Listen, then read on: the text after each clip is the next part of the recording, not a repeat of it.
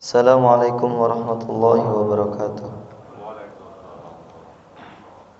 Alhamdulillah wa kafa wassalatu wassalamu ala nabiyyina al-mustafa wa ala alihi wa ashabihi ahli sidqi wal wafa wa ba'd.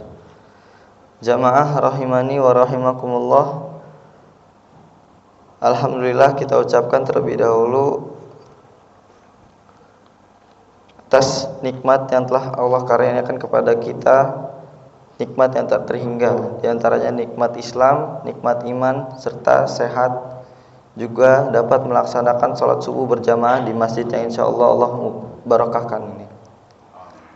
Salawat serta salam semoga Allah limpah curahkan kepada baginda besar kita Nabi Muhammad sallallahu alaihi wasallam dan para sahabatnya, juga para umatnya hingga akhir zaman. Amin. Izinkanlah kami di sini untuk membacakan hadis dari baginda Nabi Muhammad sallallahu alaihi wasallam yang bertemakan bahagia dengan membuat orang lain bahagia.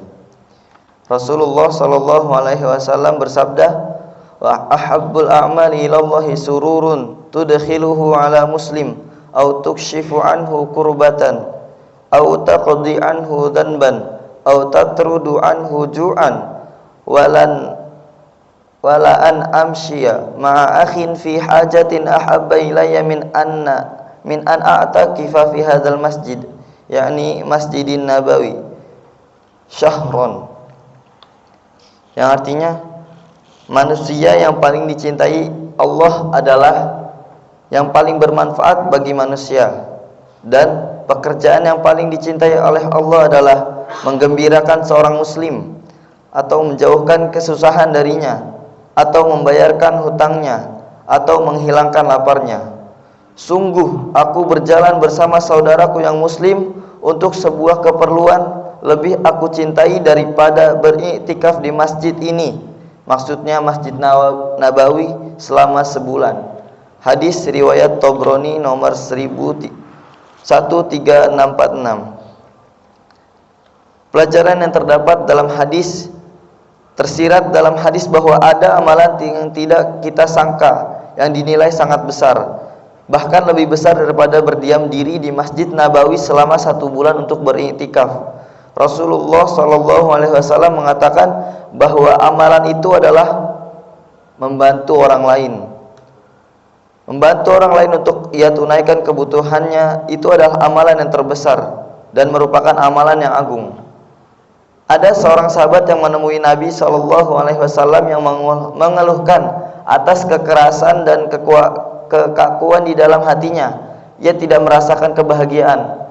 Maka Nabi Muhammad SAW bersabda, "In aradta an yalina qalbaka fa'at'imil miskina wamsah ra'sal yatim." Jika engkau ingin agar hatimu menjadi lunak, maka berikanlah makan orang miskin dan usapkanlah kepada kepala anak yatim. Hadis riwayat Ahmad nomor 7576 dan 1018. Dalam agama kita sudah ada sebuah prinsip yang agung, yaitu al-juz'u min jinsil amal, yang artinya balasan itu sesuai dengan amalan.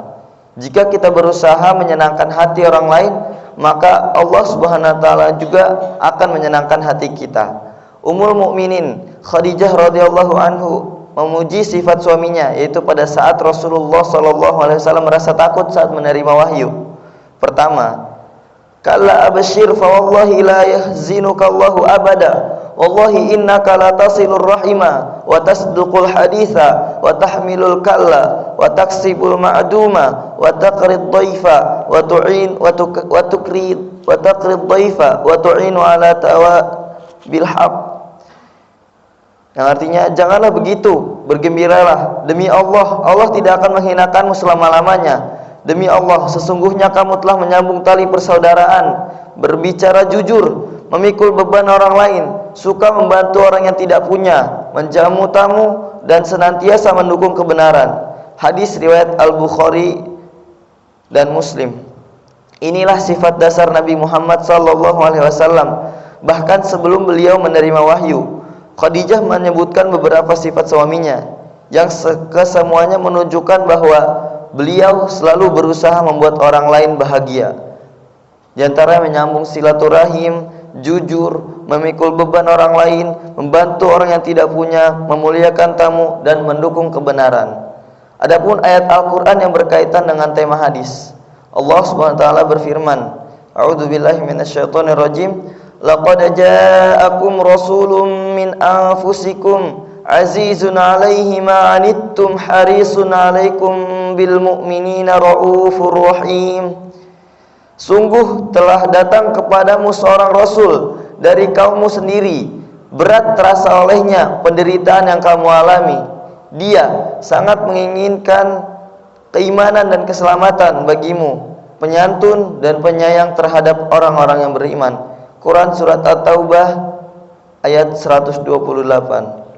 Mungkin hanya ini yang bisa kami sampaikan, kurang lebihnya mohon maaf. Marilah kita akhiri pembacaan hadis ini dengan membaca doa. Bismillahirrahmanirrahim. Alhamdulillahirabbil alamin. Hamdan syakirin, hamdan na'imin, hamdan yuafi ni'amahu wa yukafi'u mazidah. Ya Rabbana lakal hamdu wa lakas syukru kama yanbaghi li jalali wajhikal karimi wa 'azimi sultanik. Allahumma inna 'abiduk banu 'abidik banu imaik adlun fina qada'uk. Nas'aluka bikulli ismin huwa laka sammaita bihi nafsak aw anzaltahu fi kitabik aw 'allamtahu ahadan min khalqik aw ista'sarta bihi fi 'ilmil ghaibi 'indak. Ya Allah yang maha besar dan maha kuasa, kami mohon kepada Engkau ya Allah, untuk para musyrif, orang tua asuh, donatur, pembina, pengurus yayasan, pengurus ponpes, dan umat muslimin dan muslimat, semoga diampuni dosa-dosanya, dosa besar, dosa kecil, disengaja ataupun tidak disengaja, diberi hidayah agar dapat melaksanakan semua perintah-Mu dan meninggalkan semua larangan-Mu, diberi kesehatan agar bisa istiqomah dalam melaksanakan ibadah baik yang wajib maupun yang sunnah, diberi rezeki yang luas dan berkah agar mau berbagi kepada anak yatim dan duafa juga perjuangan Islam, diberi kemampuan bisa bersabar jika menerima musibah dan pandai mensyukuri kenikmatan, diberi keturunan yang qurrata ayun, keturunan yang solih dan solihah. Rabbana atina fid dunya hasanah wa fil akhirati hasanah wa qina adzabannar. Subhana rabbika rabbil izzati amma yasifun wa salamun alal mursalin walhamdulillahi rabbil alamin. Sekian, assalamualaikum warahmatullahi wabarakatuh.